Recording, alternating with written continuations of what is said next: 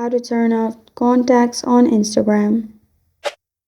Hi everyone, I'm here to assist you today. Without any delay, let's jump right in.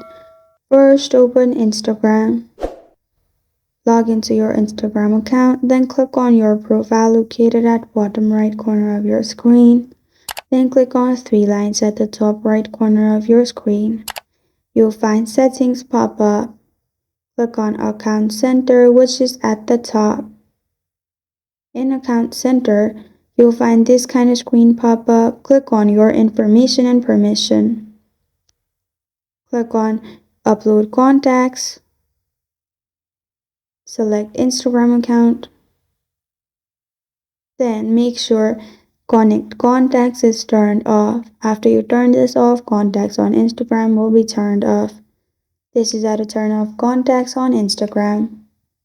Thank you for joining me today. If this video helps you out, please leave a like and subscribe for more. Got a question or want to suggest a topic, comment below.